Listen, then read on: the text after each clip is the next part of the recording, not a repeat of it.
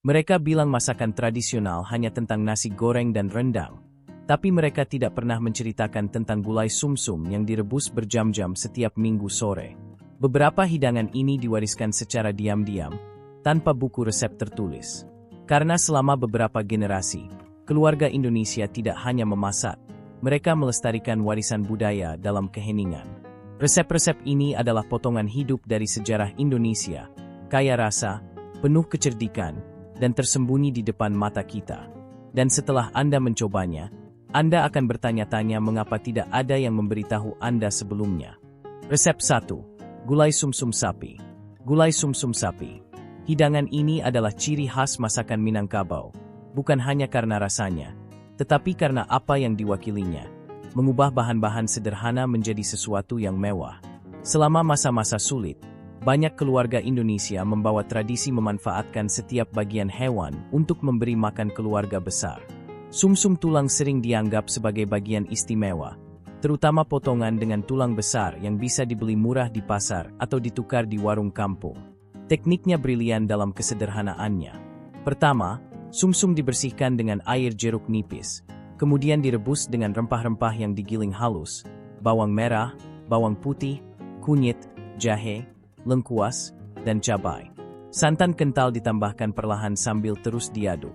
Yang paling penting adalah kesabaran. Gulai harus mendidih perlahan selama berjam-jam dengan api kecil. Tapi keajaiban datang dari proses meresap. Sumsum menyerap semua rasa rempah dan santan, menjadi lembut dan kaya dengan cita rasa yang tidak bisa ditandingi bumbu instan manapun.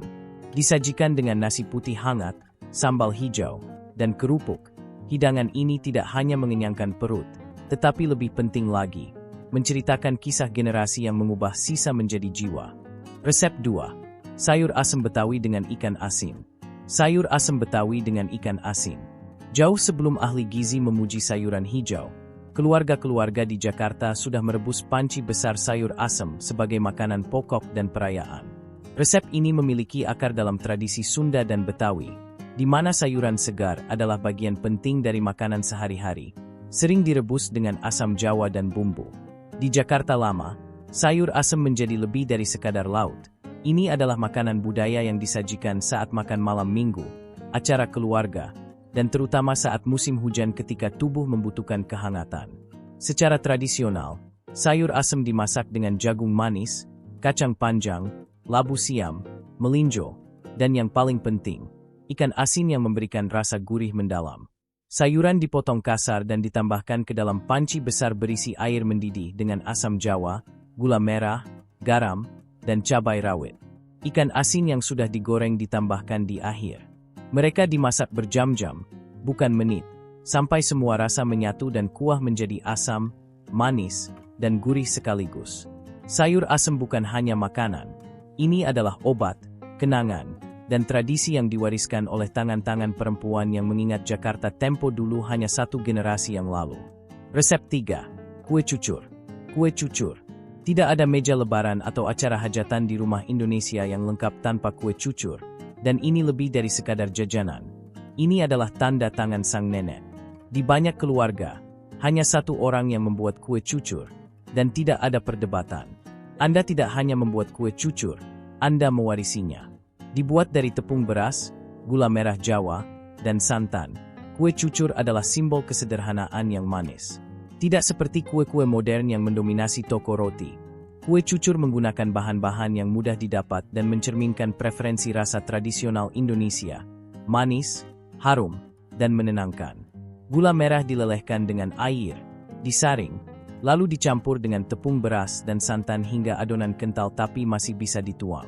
Tidak ada jalan pintas, wajan harus panas sempurna, minyak harus cukup banyak, dan tuangan adonan harus dari ketinggian yang tepat agar pinggiran kue menjadi renyah dan berwarna karamel gelap.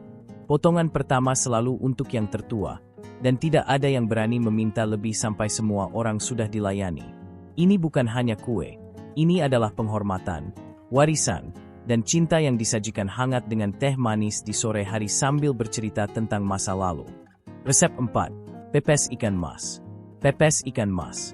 Jika ada satu hal yang menyatukan pertemuan keluarga Indonesia, itu adalah tradisi memasak dengan daun pisang. Dan tidak ada ikan yang lebih dicintai atau lebih berakar dalam tradisi kuliner Indonesia daripada ikan mas yang dipepes. Ikan mas mudah didapat di sungai-sungai dan kolam, murah untuk dibeli dan sulit untuk dimasak terlalu matang, menjadikannya protein sempurna untuk keluarga yang mencoba berhemat namun tetap membuat sesuatu yang lezat. Pepes ikan mas lebih dari sekadar makanan. Ini adalah sebuah acara. Ikan dibersihkan, kemudian dibumbui dengan bumbu halus cabai merah, bawang putih, kunyit, jahe, kemiri, dan terasi. Daun kemangi dan tomat iris ditambahkan untuk kesegaran. Yang paling penting adalah daun pisang. Ikan dibungkus rapat dengan daun pisang yang sudah dilayukan di atas api agar lentur. Bungkusan pepes kemudian dikukus atau dipanggang di atas bara. Aromanya menguar ke seluruh dapur, membuat semua orang menunggu dengan tidak sabar. Disajikan langsung dalam bungkusan daun pisang dengan nasi putih hangat dan sambal. Pepes adalah hidangan yang mengubah kesederhanaan menjadi perayaan. Rasa komunitas yang dibagi dari tangan ke tangan. Resep 5. Nasi liwet Solo. Nasi liwet Solo. Hidangan ini membawa simbolisme spiritual Jawa dan kepraktisan rumah tangga dalam setiap suapan. Campuran nasi, santan, dan ayam kampung. Nasi liwet adalah hidangan keberuntungan, warisan, dan nutrisi. Diyakini memiliki akar dalam tradisi makan komunal Jawa, di mana nasi dan lauk pauk sudah menjadi makanan pokok. Di Solo, keluarga-keluarga mengadaptasi tradisi ini dengan bahan-bahan yang tersedia. Nasi, santan dari kelapa segar, dan ayam kampung dari pekarangan. Nasi liwet dimakan saat acara keluarga untuk kebersamaan. Dengan nasi yang lembut melambangkan persatuan dan lauk pauk di atasnya mewakili kemakmuran. Tapi ini bukan hanya makanan hari raya. Ini adalah kecerdikan sehari-hari. Nasi dan santan membuat hidangan yang mengenyangkan untuk keluarga besar. Dan ayam kampung menambah kekayaan rasa yang cukup untuk menjaga semangat tetap tinggi bahkan ketika kantong kosong. Bumbunya bervariasi menurut daerah, tetapi hampir selalu termasuk bawang merah, bawang putih, dan serai. Beberapa menambahkan daun salam, lengkuas, atau cabai untuk kedalaman rasa. Sisa makanan tidak pernah dibuang. Keesokan harinya, nasi liwet digoreng menjadi nasi goreng. Tanda penghematan yang merupakan kebajikan tersendiri untuk dirayakan. Resep 6. Serabi. Serabi. Pada pandangan pertama, mereka terlihat seperti pankek sederhana, tetapi serabi membawa nama dan warisan yang berbicara banyak tentang kelangsungan hidup, kerja, dan penemuan Indonesia. Dibuat dari tepung beras, santan, gula, dan ragi alami dari air tape, serabi ekonomis dan mengenyangkan. Saat generasi bergerak dari kehidupan pedesaan ke kota, resepnya tetap ada tetapi berkembang. Beberapa versi menambahkan pandan atau daun suji untuk warna hijau alami, membuatnya lebih harum dan lebih lembut. Di dapur pedesaan Jawa, serabi sering disajikan bersama kelapa parut dan gula merah cair, digunakan sebagai sarapan atau camilan sore. Mereka diwariskan tanpa hiruk pikuk. Anda tidak melihatnya di buku resep mewah, tetapi Anda melihatnya di wajan tanah liat pagi hari, dengan lubang-lubang kecil di permukaannya dan pinggiran yang renyah, disajikan hangat dengan oncom atau kinca. Serabi bukan hanya sarapan. Mereka adalah bukti bahwa bahkan dengan cara yang paling dasar, tangan-tangan Indonesia dapat menciptakan sesuatu yang hangat, bergizi, dan berakar dalam tradisi. Resep 7. Rawon. Rawon. Hidangan ini adalah contoh sempurna dari alkimia kuliner, mengubah bahan-bahan sederhana menjadi panci emas hitam legam. Daging sapi, biasanya potongan khas dalam atau sandung lamur, direbus berjam-jam dengan kluwat, bumbu hitam khas Indonesia Timur yang jarang digunakan di masakan lain. Kluwak, biji dari pohon kepayang yang sudah difermentasi, memberikan warna hitam pekat dan rasa yang unik, sedikit pahit, sedikit manis, sangat dalam. Untuk masyarakat Jawa Timur, terutama di Surabaya, bahan-bahan ini yang dulu sulit didapat menjadi harta karun kuliner. Ketika dimasak dengan api kecil dan lambat bersama serai, lengkuas, daun jeruk, dan bumbu halus lainnya, daging menyerap setiap tetes kuah yang kaya. Dagingnya melembut hingga tekstur yang empuk, membuat setiap gigitan kaya dan penuh rasa. Hidangan ini tidak mewah dalam tampilannya, hitam pekat, tanpa garnish yang berlebihan. Tapi di keluarga-keluarga Indonesia, terutama selama tahun 1950-an hingga 1980-an. Ini adalah keajaiban malam minggu, mengubah sisa daging menjadi hidangan lengkap. Anak-anak sering mengingat aroma yang menggantung di udara jauh setelah makan malam selesai, dan sisanya bahkan lebih baik keesokan harinya. Disajikan dengan nasi putih, tauge mentah, telur asin, dan kerupuk. Hingga hari ini, beberapa orang tua masih berkata, jika Anda tahu cara membumbui rawon dengan benar, Anda tidak akan pernah kelaparan. Resep 8. Soto Banjar. Soto Banjar. Jika masakan Indonesia memiliki himne, soto Banjar mungkin adalah detak jantungnya. Lahir dari budaya kaya Kalimantan Selatan, hidangan ini adalah sepupu spiritual dari soto-soto lain di Nusantara, namun memiliki karakter uniknya sendiri dengan bumbu khas Banjar. Soto Banjar bukan hanya laut, ini adalah jembatan budaya. Hidangan ini dimulai dengan ayam kampung yang direbus dengan bumbu halus kayu manis, cengkeh, kapulaga, dan ketumbar. Kuahnya berwarna kuning keemasan dari kunyit, kaya akan rempah yang menghangatkan tubuh. Yang membuat soto Banjar istimewa adalah perkedel kentang yang selalu menyertainya. Bukan perkedel biasa, tetapi yang dibumbui dengan daun bawang dan bawang putih goreng. Ditambah dengan soun, telur rebus, dan taburan bawang goreng, setiap mangkuk adalah perayaan rasa. Di rumah-rumah Banjar, soto sering dimasak untuk makan malam minggu, ulang tahun, atau acara komunitas. Kuah yang kaya melambangkan kemakmuran dan berkah. Beberapa tetua mengatakan bahwa jika soto terlalu hambar atau terlalu pedas, Anda tidak memperhatikan, karena hidangan ini membutuhkan perhatian.